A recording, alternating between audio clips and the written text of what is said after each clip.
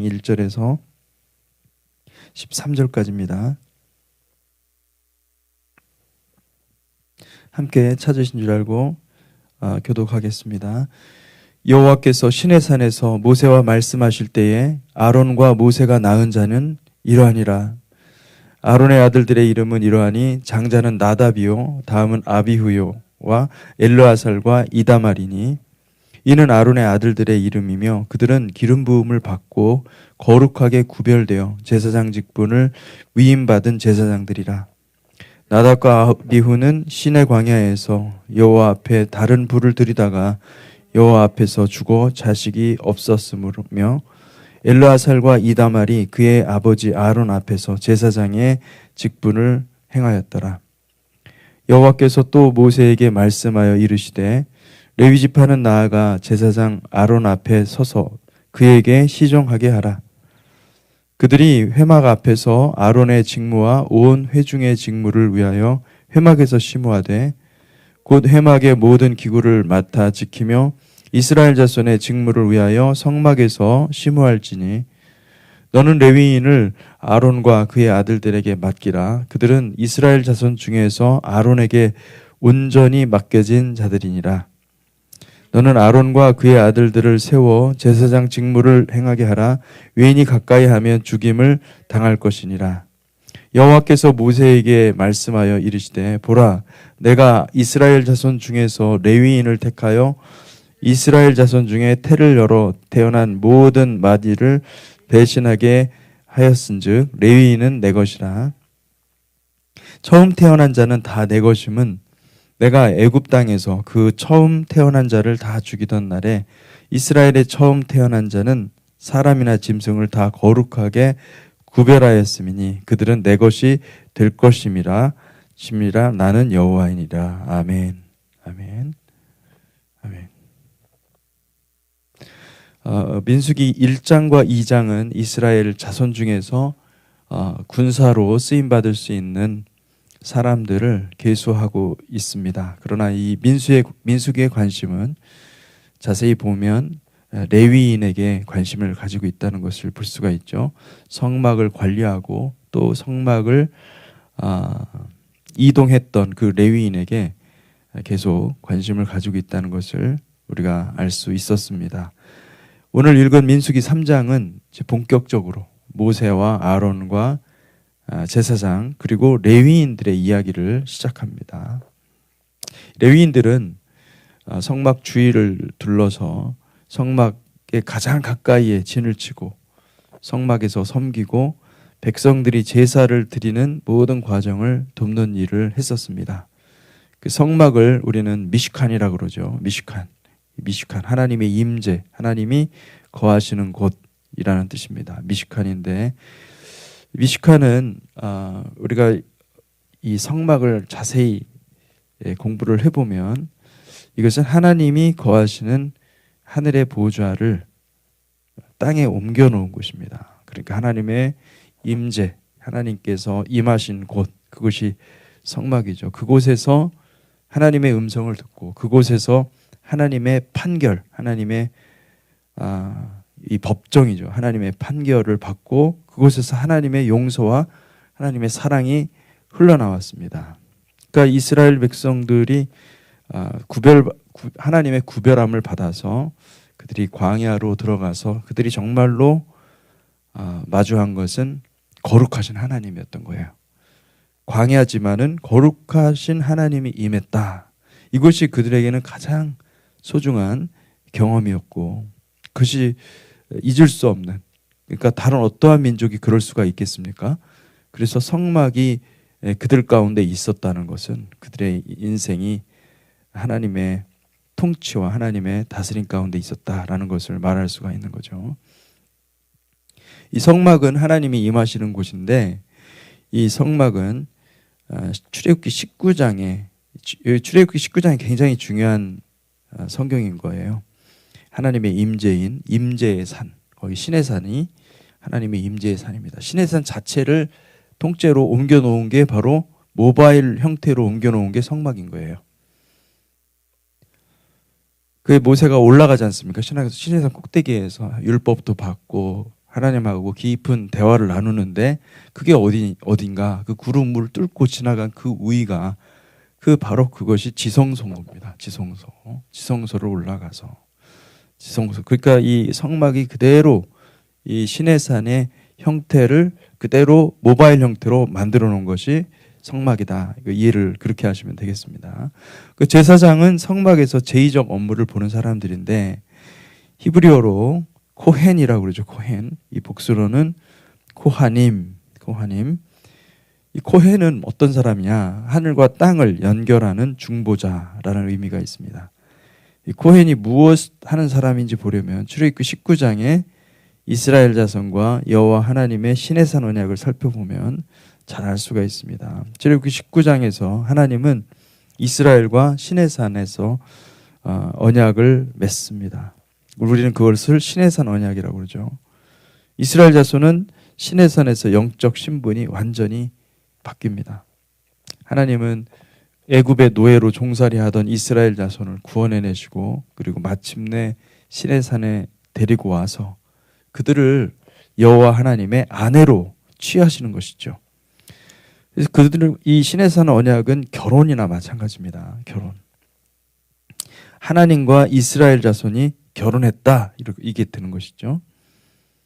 제사장 나라로 삼으시겠다. 근데 주님께서 그렇게 말씀하시는 거예요. 내가 약속하는데 너희를 제사장 나라로 만들겠다. 출애굽기 19장 4절에서 6절.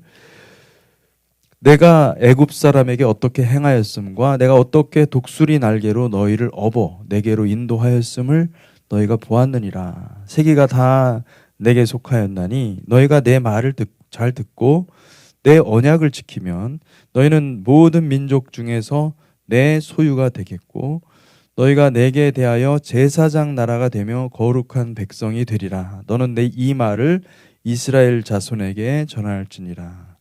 출애굽기 19장 4절에서 6절은요. 엄청난 선언을 하신 겁니다. 누가 어느 민족이 하나님께서 그 민족 전체를 구원하셔서 하나님의 제사장 국가가 될 수 있을 수 있다는 말인가요? 여러분 이것은 정말 인류 역사상 너무나 독특한 사건인 겁니다. 근데 이 약속이 끝난 게 아니에요. 하나님께서 이것을 성취하실 줄로 믿습니다. 아멘. 그래서 이스라엘 신부는 애굽의 종살이에서 열방의 모든 민족을 섬기는 여호와의 소유가 된 것입니다. 그래서 죄와 사망의 종노릇하는 불순종의 아들에서 오늘날 우리로 말하면 이런 것이죠. 죄와 사망의 종노릇하던 그 불순종의 아들에게서 이제는 의와 생명의 순종의 옷을 입은 왕 같은 제사장이 된다. 그러니까 이스라엘이 그렇게 하나님께서 거룩한 나라로 제사장 나라로 삼으신 것은 영적으로 보면은 우리가 예수 그리스도와 연합함으로써 어떤 옷을 입게 되느냐? 의와 생명과 순종의 옷을 입은 왕 같은 제사장 신분을 받게 된다는 것입니다. 그러나 이스라엘 자손들은 정확히 당시에 그 제사장이라는 말이 무슨 뜻인지를 몰랐던 거예요. 그들은 애굽에 있을 때 제사장의 모습을 봤습니다. 온의 제사장, 그리고 또 온의 제사장 보디베라, 그리고 또 그들이 그러니까 태양신을 섬길 때 앞에서 종교 제의를 이끄는 그런 아주 세속적이고 화려한 그런 모습의 제사장을 아마도 연상했을 수도 있어요. 그러나 하나님은 제사장이 무엇이고 어떤 존재인지를 정확히 알려주셔야만 됐습니다. 제사장 국가라고 얘기를 했는데 이스라엘 백성들이 그 개념이 세속적인 거예요. 이미 애굽으로부터 그 개념을 받았기 때문에 제사장이라고 하면은 뭔가 굉장히 화려하고 그리고 이 세속적인 그런 모습의 그런 권세를 입은 그런 모습으로 생각을 했던 것입니다. 그러니까 주님이 정확하게 제사가 무엇인지를 가르쳐 드려야 되는데 여러분 제사가 무엇입니까? 주님께서 레위기를 통해서 우리 이미 민수기 앞에는 레위기 있지 않습니까? 이 레위기를 통해서 말씀하셨어요. 제사는 sacrifice입니다. 희생입니다. 그러니까 제사를 가르쳐 줬어요. 그 제사, 이 레위기의 내용, 핵심 내용은요, 바로 우리를 위해서 아버지께서, 하나님께서 아들을 보내시고 그 아들을 희생함으로써 우리를 구원하시는 거예요. 그 아들이 제사였던 거예요. 아들이 제사였고 그것을 이스라엘 백성들에게 가르쳐 주시는 것입니다. 그 제사는 무엇인가? 제사는 사랑하는 자를 죽이는 것입니다. 제사장은 친구와 다름없는 가축을, 유대인들에게 여러분 그 제물로 바쳐지는 그 짐승들을 보면 이게 저 사나운 맹수들을 바치는 게 아닙니다.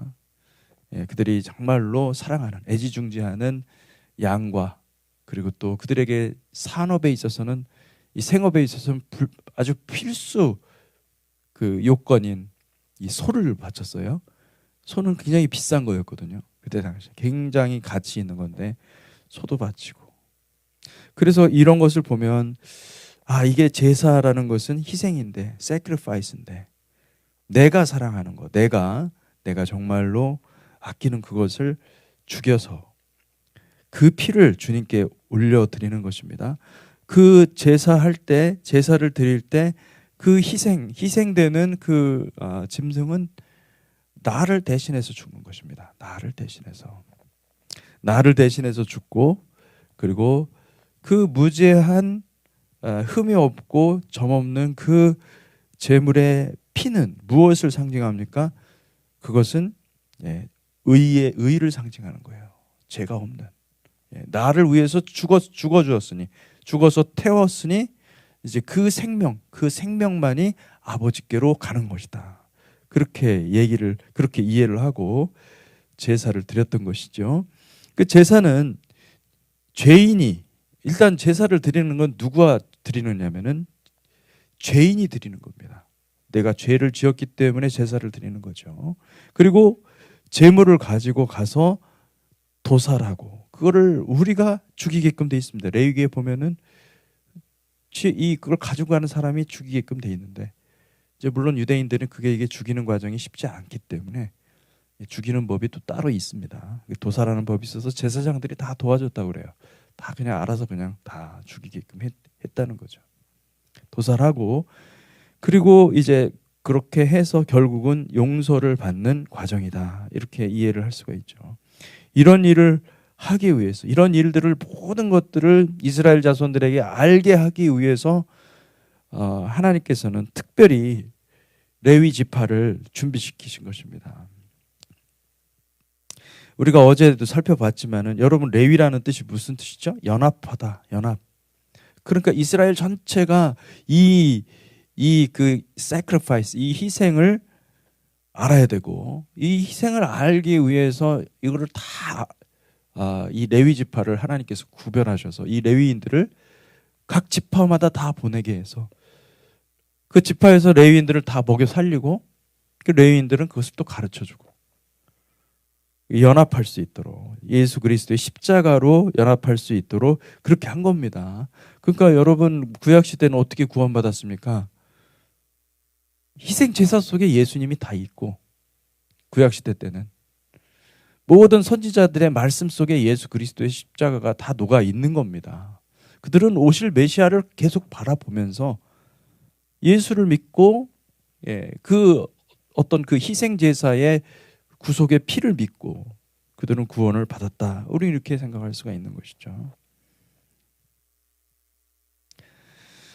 근데 이제 문제가 생겼습니다. 어떤 문제가 생겼느냐? 여러분, 이 출애굽기에서 가장 큰 문제, 가장 큰 그 중요한 사건이 몇 가지가 나오는데, 그 한 사건이 뭐냐면, 이스라엘 자손이 모세가 지성소에서, 다시 말하면 저 시내산 꼭대기에서 하나님과 대화를 나누고 있는데, 이 밑에, 땅 밑에서는 어떤 일이 벌어졌느냐? 이 뜰에서는 무슨 일이 벌어졌냐면은, 이스라엘 자손이 아론에게 부탁해서 황금 송아지를 만들었던 것입니다.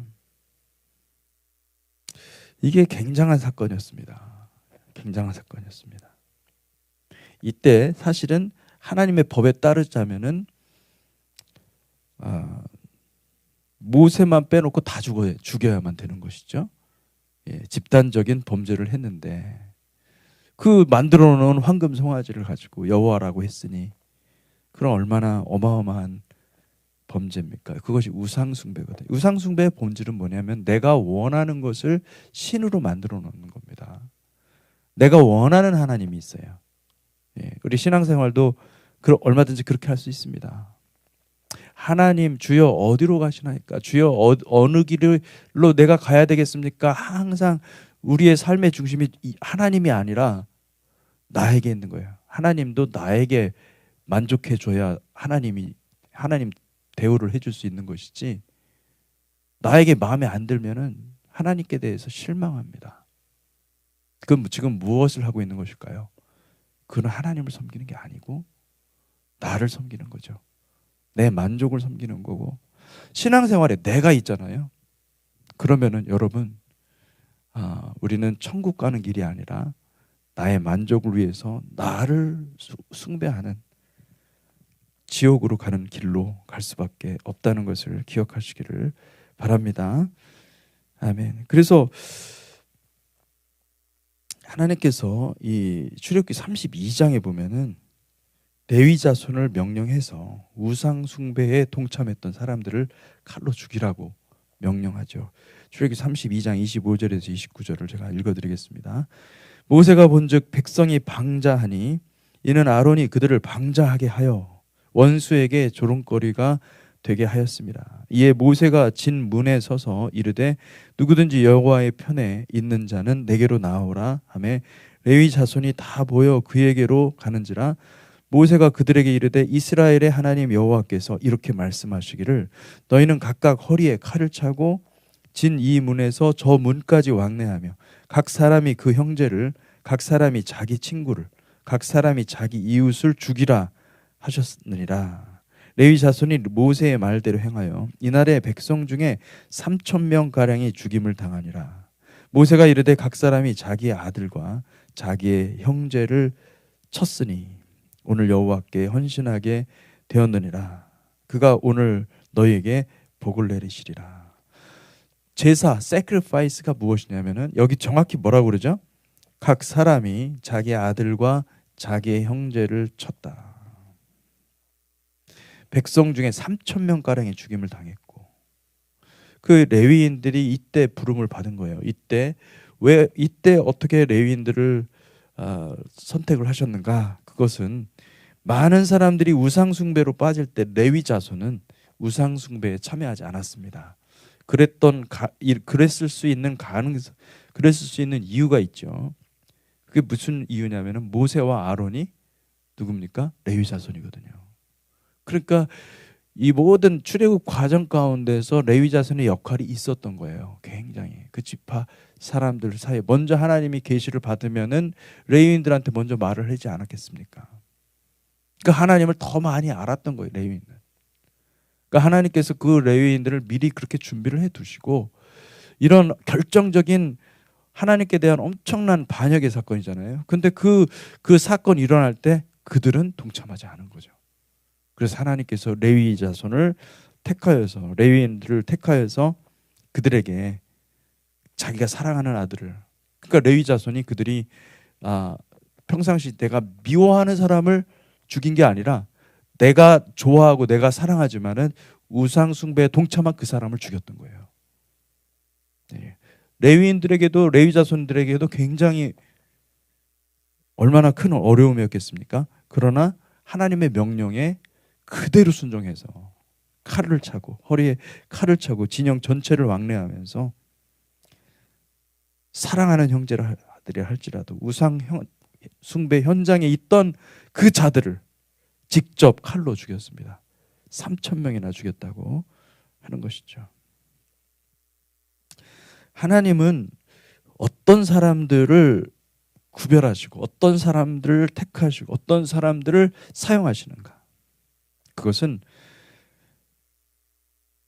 진리의 검이 있어서 허리에 칼을 차고 진리의 검이 있어서 세상과 타협하지 않고 그리고 그 말씀으로 수술하는 사람들, 그 말씀으로 우리 자신에 대해서 그리고 사랑하는 자들에 대해서 하나님의 말씀 앞에 서게 하는 자들, 하나님께서 그들을 사용하시는 것입니다. 그들이 레위 지파의 정체성은 어디에서 온 거냐? 그러면 그 살육의 현장 3,000명이나 죽였다고 그러잖아요. 거기서 레위 지파의 이 정체성이 나온 거예요. 하나님이 레위 지파의 그 순종, 그 열심을 주님이 보신 거예요. 보시고 너희는 나의 소유다 이렇게 얘기를 하는 거예요. 할렐루야. 그러니까 여러분 배경이 있는 것입니다. 하나님이 그냥 뭐 마음대로 레위 지파를 선택하고 그런 게 아니라, 물론 다 그 과정 가운데서 하나님이 관여하셨지만은 그렇게 준비하셔서 결과적으로 레위 지파를 부르시고 선택하시고 그리고 사용하셨다는 것을 볼 수가 있는 것이죠. 아멘. 결국 무엇을 말하는가? 예수 그리스도를 만난 사람은, 예수 그리스도의 십자가를 만난 사람은요, 예수 그리스도의 십자가가 인생의 전부가 돼버립니다. 그게 정말 진정한 믿음 생활은 무엇이냐? 내 겉사람을 도살하는 거예요.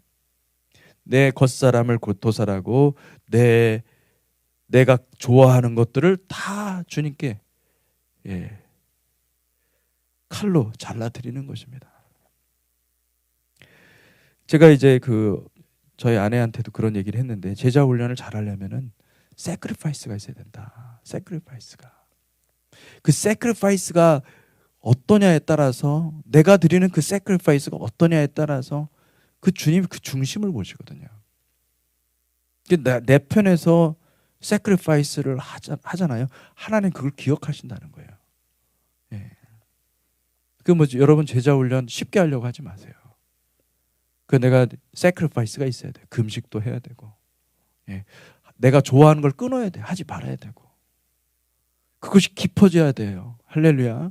왜냐하면 그럴수록 우리는 더 깨닫는 건 뭐냐면은, 그럴수록 주님의 마음을 더 깨닫게 되고 주님의 사랑을 내가 실천하는 거니까, 그렇게 함으로써 어쩌면은 그 팔로워를 위해서 하는 게 아니에요. 그거는 하나님이 주시는 나를 향한 하나님의 사랑이 더 부어진다는 거예요. 그것 때문에 사실은. 그래서 여러분 sacrifice가 굉장히 중요하다는 것을 기억하시기 바랍니다. 아멘. 성령의 검으로 내 겉사람의 생각과 감정과 경험을 도살하는 곳이 바로 교회입니다. 여러분, 이 교회는, 주님의 공동체 교회는요, 바로 그곳이에요. 하나님이 그런 교회로 만들기를 원하시는 거예요. 하나님의 마음이.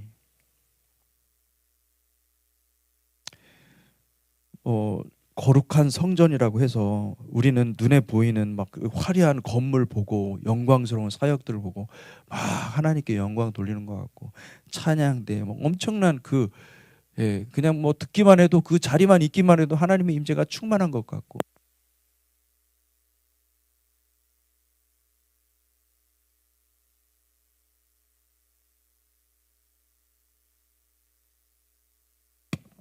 그러나 여러분, 정작에 우리가 성막을 보잖아요. 이 성막은요, 늘 피냄새, 제물의 피냄새가 낭자한 그 피를 받아서, 그 대야에다 피를 받아서 도살하거든요. 그 제사장들이 막 그 제물 붙들고, 안 죽겠다고 하는 그 제물 붙들고 죽이는 거예요. 그 피를 다 뽑아가지고 받아놓고, 그 사지를 다 절단하고, 그리고 그 피를 바릅니다. 단 사면에다 다 바르게 돼 있어요. 그 단이 하나님의 보좌를 상징하는 건데, 하나님의 보좌의 생명이 다가가는 것입니다. 그걸 통해서. 그리고 또 그 고기는 어떻게 해요? 태워요. 또 거기에 석쇠 같은 게 있어가지고 거기다 놓고 어떻게 합니까? 불로, 하나님의 심판의 불로, 하나님의 불로 다 태워버리는 거예요. 그리고 고기 냄새도, 고기 타는 냄새. 그러니까 이 성막은요, 항상 피와 고기 냄새가 있었던 거예요. 고기 타는 냄새가. 주님이 이 땅에 십자가를 세우시고 그리고 달려 죽으셨어요. 그러면 이 땅의 교회를 바라보면서 주님이 정말로 보시는 것은 무엇이냐면 주님께서 십자가에 달려 죽으셨으니 그 십자가에서 나오는 향기가 있어야 되는데 교회는 자꾸 이제 그 십자가 영광 말고 십자가에서 주는 영광 말고 다른 영광을 계속 구하는 것입니다. 그 주님이 기뻐하시겠냐는 거예요. 아버지께서 기뻐하시겠느냐. 아버지는 자기 희생을 해서 십자가를 완성했는데 우리 인간들은 그거 말고 다른 걸 좀 주십시오. 인간적인 왕국을 만들려고 그러고 아버지의 왕국이 아니라 나의 왕국을 원하는 거 다 달라. 사람들이 다. 세크리파이스는요, 내 왕국을 파괴하는 것입니다. 내 왕국을 도살하는 거예요. 내 안에 있는 나의 왕국이 있어요. 그건 킹덤이 아니에요. 주님의 킹덤이 아니라 나의 킹덤이 있는 거예요. 근데 그거를 도살해야 되는데 그건 도살할 생각 안 하고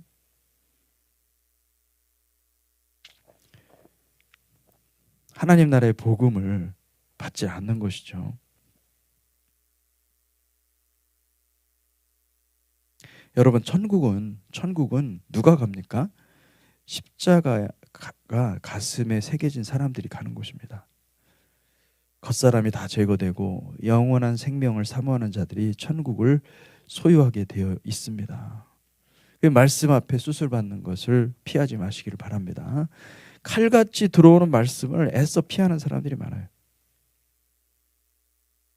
회개할 기회를 피하는 사람들입니다. 정확히 나에게 주시는 말씀이 딱 떨어지면요, 그걸 막 외면합니다. 아니야. 저 목사님이 나를 미워해서 하는 그런 표적 설교야. 여러분, 잘 생각하셔야 돼요. 그걸 앞에서 제대로 서셔야 돼요. 도망가려고 하지 말고. 그러면 내 영혼이 깨지는 거예요. 그러면 내가 십자가 앞에서 예수 그리스도를 만납니다. 그리고 자꾸 우리는 우리 겉사람으로 반응하니까 이 성령의 음성을 듣지 않고 자꾸 사탄이 우리 겉사람한테 자극하는 그런 속삭임에 우리가 자꾸 넘어가는 거예요. 속지 마세요, 여러분. 속지 마시고 성령이 주시는 말씀을 들으셔야 됩니다. 그거를 듣잖아요. 그러면은 우리는 회개 가운데 들어가고 주님의 그 수술대 위에 올라가서 그때 주님이 여러분 예수 그리스도를 제대로 만나면요, 주님이 양손에 칼이 있다는 걸 볼 수가 있습니다. 그것도 양날선 그 칼을 가지고. 왜요? 우리를 수술대 위에 올려놓고 수술해야 돼요. 번제로 주님 앞에 드리기 위해서, 아버지께 드리기 위해서 우리를 묶어놓고 수술하려고 오시는 하나님. 그 주님이 그렇게 수술하러 오시는데 그것을 막 도망가는, 그거는 여러분 신앙생활이 가장 어릴 때는 그럴 수 있어요. 얼마든지. 그런데 신앙생활 10년, 20년 이렇게 했는데도 불구하고 아직도 그것을 도망가려고 그러면요, 그거 어떻게 하겠습니까? 그거를.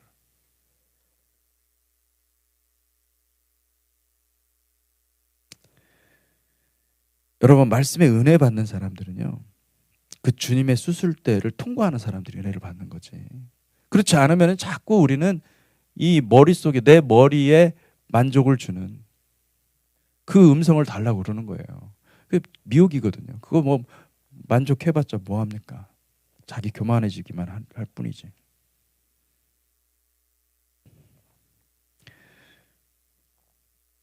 백성들이 우상을 만들어 달라고 요청할 때 그 우상을 만들어서 우상 숭배하도록 해준 사람이 아론이었어요. 근데 아이러니는 뭐냐면 바로 그 아론을 가지고 대제사장으로 만들어 놓으시는 하나님. 아론의 입장에서 생각해 보세요. 자기가 사랑하는 두 아들을 하나님이 즉사시켰습니다. 제사를 드리는데 거룩한 불을 사용하지 않고 다른 불을 사용했다고 하나님이 그 즉시 그냥 즉사시킨 거예요. 그러면 성전 안에서, 다시 말하면 성막 안에서는 울 수 없다고 그래가지고 울지도 못했어요, 아론은. 왜냐하면 그 얘기는 뭐냐면 그가 깊이 하나님 앞에 회개했다는 거예요. 누구 하나 대가를 치르지 않은 사람이 없는 거예요. 레위 지파는 레위 지파대로 대가를 치렀고, 그리고 아론도 마찬가지예요. 대가를 치렀고. 심지어 오늘 출애굽기 32장에 보면은 모세가 뭐라고 그러냐면은 32장 30절부터 35절을 보면요.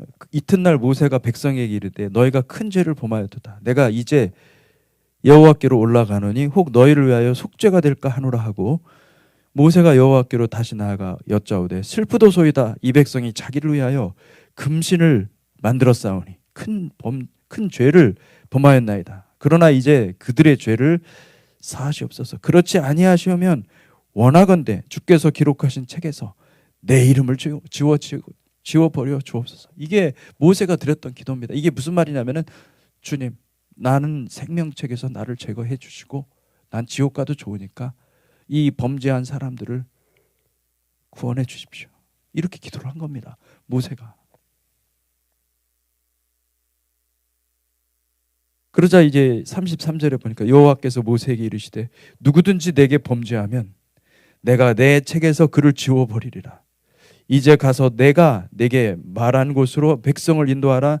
내 사자가 내 앞서 가리라. 그러나 내가 보응할 날에는 그들의 죄를 보응하리라.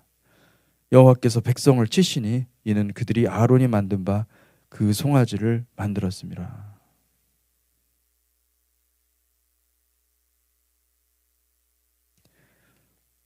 여러분, 이게 중보기도의, 모세가 드린 중보기도의 본질입니다. 중보기도는 어떤 사람의 복을 구하는 것이 아니라, 중보기도의 본질은 뭐냐면 나에게는 화가 임하고 저 백성에게는 복이 임하게 하여 주옵소서. 주님께서 중보기도 하실 때 뭐라고 그랬죠? 내 뜻대로 마옵시고. 내 뜻은 주님께서 주신 뜻이 있어요. 왕이시거든요. 그분은 참된 왕이시거든요. 만왕의 왕이시잖아요. 내 뜻대로 마옵시고 아버지의 뜻대로 하옵소서. 나를 죽이소서. 이걸 이렇게 기도한 겁니다. 나를 죽이셔서, 나를 죽이셔서, 아버지의 뜻은 나를 죽이셔서 백성들을 구원하는 게 아버지의 뜻이었던 거예요.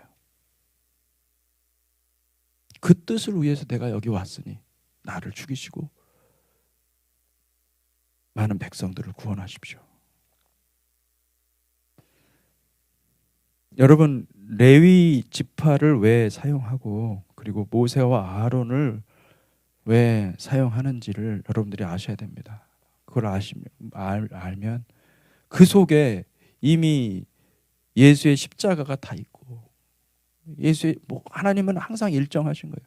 예수의 십자가 외에는 길이 없는 거예요. 아버지는 그것을 알려주기를 원했고 그것을 통해서 이스라엘 백성들을 인도하기를 원하셨던 것이고, 이스라엘의 삶 가운데, 이스라엘 자손들의 삶 가운데 제사는 항상 그 중심에 있었던 거예요. sacrifice는. 그것을 보고 하나님을 알라 말씀하시는 것입니다. 말씀을 맺겠습니다. 같이 기도하도록 하겠습니다. 하나님 아버지, 주님의 아들을 우리에게 계시해 주시고 우리를 그 십자가에 달리신 주님을 알게 해주시니 감사합니다. 주님, 우리가 날마다 그 주님의 뜻과 주님의 마음을 알고 주님을 따르는 백성 되게 하여 주시옵소서. 감사하며 예수 그리스도 이름으로 기도했습니다. 아멘.